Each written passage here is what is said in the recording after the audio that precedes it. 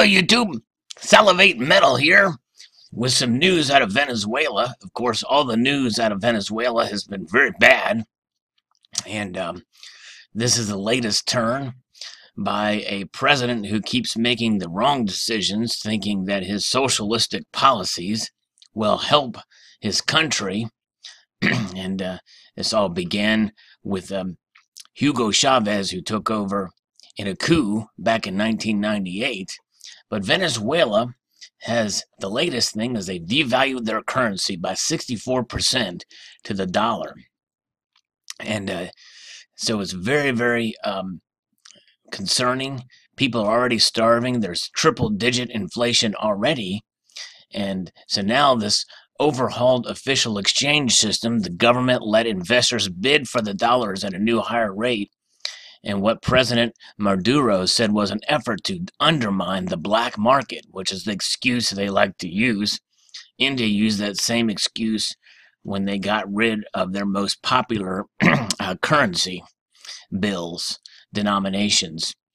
It was the latest in a series of moves to ease a country stricken by soaring inflation and shortages of food and medicine. The U.S. bills sold for 2,010 bolivars per dollar, said Pedro Maldonado, president of the bank's Central Currency Auction Committee. He told reporters the rate was an unequivocal indication that we are beginning a process of economic recovery. Wow.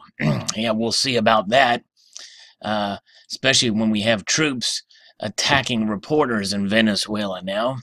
There's riots, people are starving. There's lots going on in Caracas. The National Guard forces on Wednesday assaulted several reporters, including AFP photographer Luis Roballo, as they recovered a protest against President Maduro.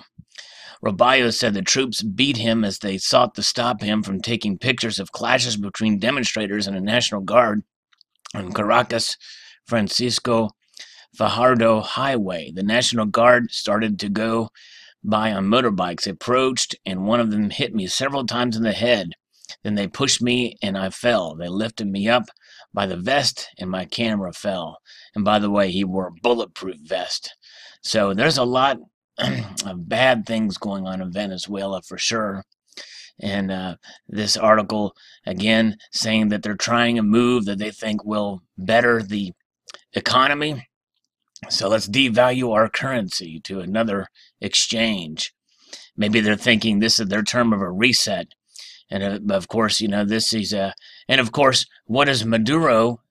His reason, he has all the answers as to why the problems are occurring in Venezuela. And he says the economic crisis is a result of an economic war backed by the United States.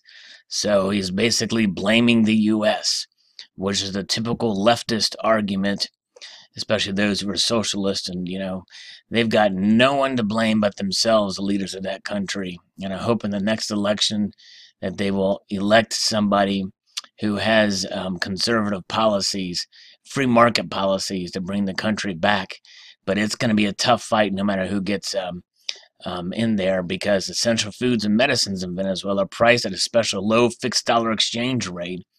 But due to shortages, many other items are only available in the black market at a much higher rate. And that's what happens. It's exactly what happens. Wow. Amazing.